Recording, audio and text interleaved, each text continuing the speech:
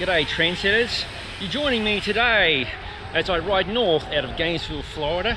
It's Tuesday at about 5:20 p.m. I've just knocked off from my regular gig. I do have a real job, believe it or not. Anyway, I need to forget about the labours of the day. I've got a nice little ride happening. I'm riding one of my three favourite loops north of town. Myself and my good mates, we started doing this crazy gravel riding business back in around about 2005, 2006. And we've got three fixture routes: the short, the medium and the long. I should have enough time to do the medium, hopefully talk some jibber jabber on camera and show you folks what I get up to. Obviously I'm riding by myself. This is the period of COVID-19, but ordinarily we do these rides on Tuesday nights in the winter time, and we affectionately call those the Tuesday night gravel worlds rides. The rules are very simple. You ride as hard as you want to go on the dirt and gravel sectors, and on the pavement sectors that join you ride easy, recover and regroup. It's all about having fun and getting a good workout. So tonight's medium route is 34 miles long from the meeting point, which I'm riding to, but of course I'm riding by myself. Won't you join me? As an FYI, I'm not a sidewalk cyclist. I do like to, ride on the pavement, but because this bit of road is usually pretty busy at 5 o'clock, although right now it's not, obviously, I generally take the footpath, the sidewalk, and a few other little bits and pieces to make it more interesting. I'll show you the bike I'm riding. It's a bike I've reviewed already on the Gravel Cyclist channel and website. Oof. It's the T-Lab X3 adventure bike, and I cleaned it just for you. Not really. It's covered in crap. And the wheels are by Boyd, and the tyres are the purple Gravel King SK. Incidentally, it rained cats and dogs here today, so I'm expecting these roads to be royally covered in crap. So you'll see me getting covered in crap. I turned on the finest weather today for you. Well, not really, it's bloody overcast and a bit depressing actually. And it's also very humid. The perspiration droplets will soon be forming. But I'm off the main road and making rapid progress towards the first of several gravelly, muddy roads. Sometimes folks like to ask me, hey John mate, what sort of hydration do you use on the bike? Now, I'm not very scientific. I don't follow training programs or bollocks like that, but I do want to give a plug to my good friends at Goo Nutrition Hydration, especially my good mate Yuri Housewald. How's it going, mate? They kindly sponsor me personally. You can see down there, that front bottle's got the luscious Summit Tea Roctane Mix. That's the plug over. And you might notice though, the bottles, they're from my good friends at Pro Cycle and Try in Fairhope, Alabama. The Pedal Bitch Edition. You have to love those sorts of bottles. And they've got their cute dog on the bottle as well. In fact, I'll link their shop and the goo in the description below. I promise you I'm getting closer. You won't be bored, hopefully. Okay, so this road I'm turning onto used to be dirt, gravel, lime rock, etc. But someone in their supreme wisdom at the bloody Alachua County thought it was a good idea to go pave it. Okay, granted it's nice and smooth, but you know, how about you bloody pave the knackered roads, the ones that are all trashed, and leave the dirt roads alone? That'd be fantastic. Okay, thank you.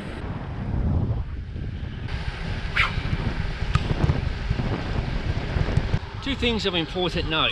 It looks like it's starting to rain again. Bloody hell. And naturally I didn't bring any raincoat or anything like that. Well, kind of a moot point because it'll be steamy. And just for you folks, I shaved today.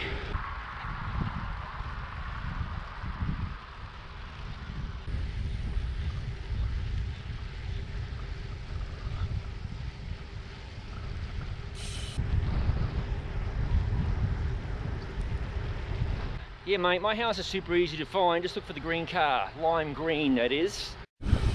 After a while, he made a left turn onto the first of several gravelly roads.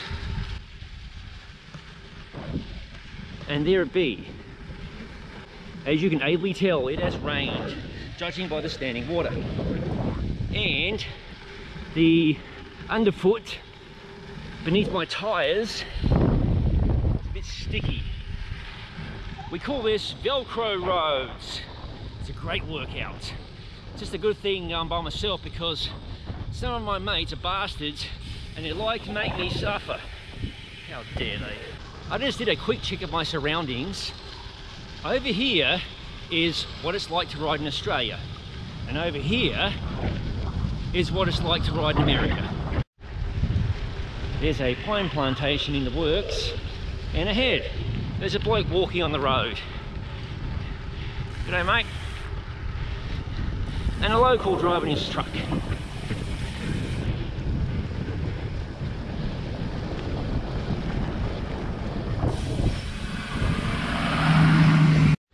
You know what's really interesting? I ride these roads quite often, but sometimes it's nice to ride slower with the camera. You notice so many more things when you're not in so much of a hurry. I have to say I'm pretty lucky to live in this area. I can ride here year round. We don't get snow, that's awesome.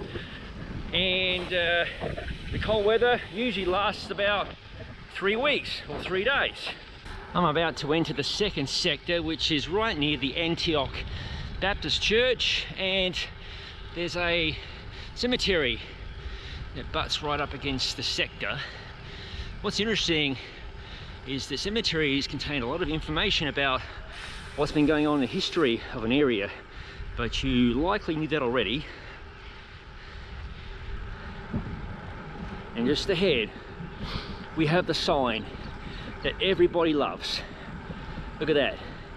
Pavement, bitumen, asphalt, to the dirty stuff. All right. Oh, there you go.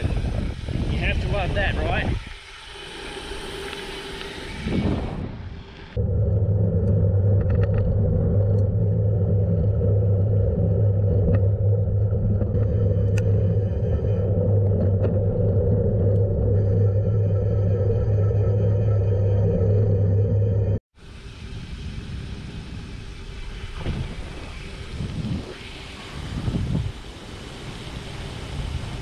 Very swampy in there.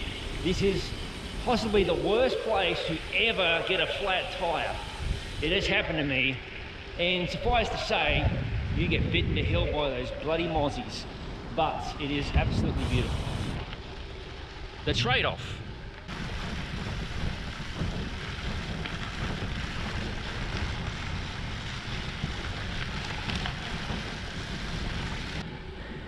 This little grind is about 2 to 3%, and the perspiration is flying. Whew.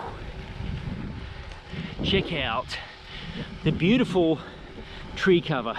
I know I keep banging on about this, but you have to admit, it's pretty stunning, especially on those hot summer days.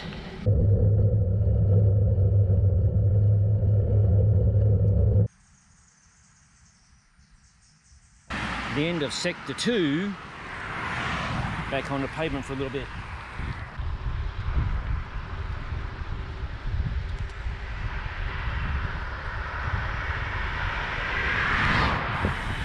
Entering sector 3. Now this sector can be quite painful on the Tuesday night Worlds rides. The first section is a long, just steady grind. There's a couple of little rises, but this ultimately leads into an area known as the Three Sisters. 3 distinct rises that often feature loose bits, sandy spots sometimes. It won't be a factor today, but there's always mayhem and pandemonium. Everyone loves that. If you look behind me, trendsetters, you'll see there's a vehicle. Very rare occurrence. It's likely a local to this road.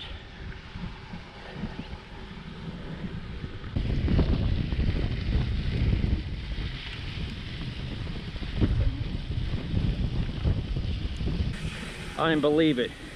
We have another cyclist heading this way. Who is this? It's some dude with really flared bars. I never see anybody on these roads. That's amazing. I have no idea who that was. About to enter the sector known as the Three Sisters. Oh yeah, it's a bit sticky here.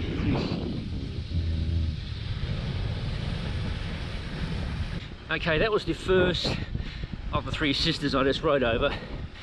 It doesn't seem like much, especially from this perspective. But when you're hammering at night time during the stupid wintervals, as we call them, it's quite hard. And today it's a bit squishy. As I mentioned earlier, it rained quite a bit, so these roads are a bit Velcro-like. Look at that.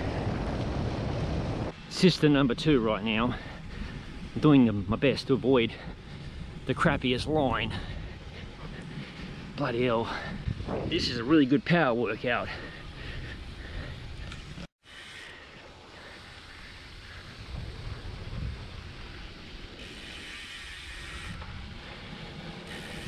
This is the final of the Three Sisters, and it is the longest one. It drags on. The grade is very shallow. You can feel it, but laying around the corner is a nasty little surprise. Here's the final kick. It doesn't look like much in this angle. Yeah, it's also a little bit corrugated, but it's very sticky today. Often it's washboarded to hell, corrugated if you prefer, and some jerk who usually has really good legs puts in an attack to ride away over the crest and claim the glory. The glory of the training ride, that is. I'm back under pavement for a brief respite. I'll be passing soon through the very small town of La Crosse, Florida. I don't know if I'll have time to shoot any video showing off the town. As you can see, it's a little bit grim looking. So I might have to save the exploration video of La Crosse for another time.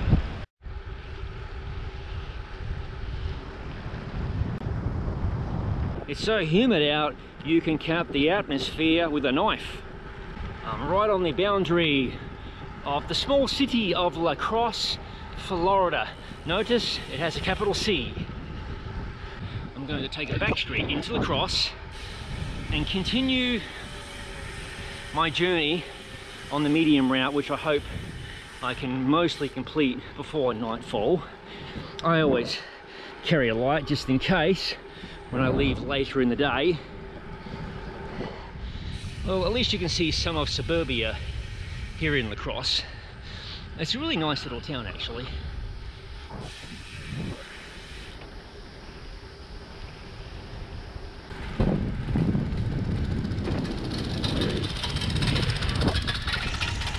Okay folks, we're coming upon a very special local landmark. In fact, if you should ever come through this area and ride with me or one of my crew, we will take you to a location known as Pinky's Place, where you will stand with pride in front and have your photograph taken. That is our nominated spot for guest photography, right there. It is quite the honour. Incidentally, Pinky's Place marks the beginning of the 4th sector. Now if we're on the short route, this is the final sector. On the medium route, we'll continue. There you go.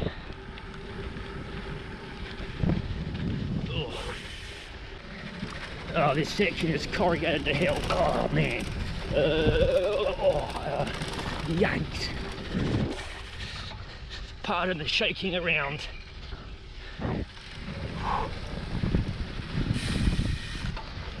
You know, I don't care what sort of suspension you claim to have on your bike. Nothing, and I mean nothing, mitigates true washboard or corrugation. Suspension, in my experience, no matter what form it is, can simply not rebound fast enough. The solution to this stuff is to ride bigger tyres, low pressure, or absolutely flat out so you can sip across the top like a stone. Of course, that's easier said than done. Ending the 4th sector, and now we're about to enter sector number 5, which begins almost immediately on the medium route. This serves on the night rides usually as a truce spot. Usually people are pretty knackered from whatever silliness and debauchery has been happening on the previous sector. As I said, we like to encourage people to attack. Even if you've been jet lagged, they'll attack. That's how nice my friends are. And the idea is to wait at the end of each sector. So I encourage you to go hard, but not worry about being left behind in the darkness. In the hinterlands of North Central Florida. This is the end of sector 5, and the left turn here will turn me southbound and also signifies the start of sector 6, which is affectionately known as the landing strip. And once I get a little bit further on here, we'll see why it's named that. Here you are, the landing strip. It's straight, it's long, it's a bit desolate, and if you've got a headwind, it's sheer bloody misery. You could, hypothetically, with some guidance, land a plane here. In fact, I wonder if an aircraft ever has landed here.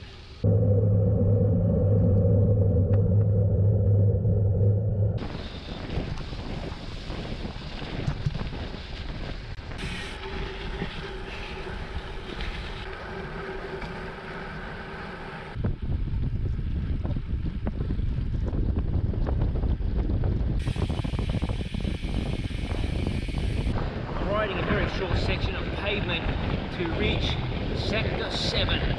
This is a very picturesque sector actually. I am feeling the pinch.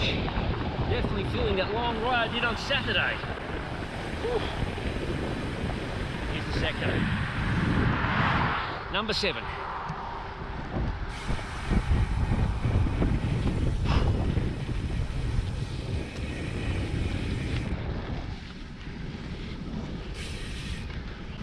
Yet another gorgeous live oak tree tunnel. You have to wonder how old are these trees. Absolutely gorgeous. I really hope this road is never ever paved.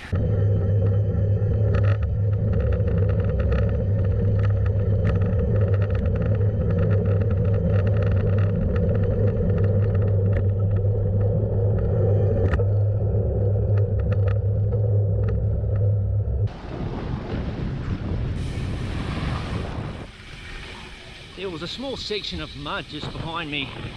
I would have stopped and filmed it in detail, but I had a car right behind me, one of the residents. Hopefully I got it captured on the front camera. It was quite sludgy.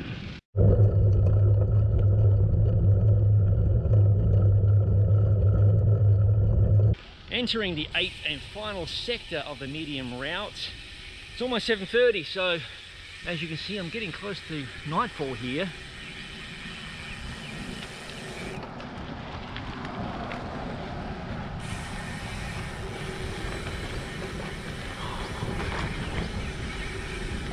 This sector is often where, during one of the hard winter training rides, that the final sprint happens. There's a railway crossing sign here on the right, a little bit further along, and the various sandbaggers, possibly myself included, have been hiding out trying to save energy to launch their pitiful sprint to say they were victorious on the training ride. That's how it goes. Here we are. A wee bit of sludge.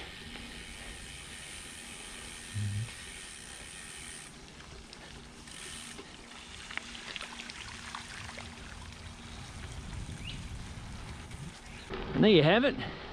The railway crossing sign there signifies the end of sector 8 of the medium route that I'd like to ride. Pretty soon I'll be getting back onto bitumen / pavement for the journey back into Gainesville. Well folks, I'll use this opportunity to sign off. It's going to be pretty dark here soon. Thank you for joining me, and thanks for watching. If you haven't already, please subscribe to the Gravel Cyclist YouTube channel, and don't forget to click the bell button to be notified of future videos as they appear on the channel. I'll see you in the next video.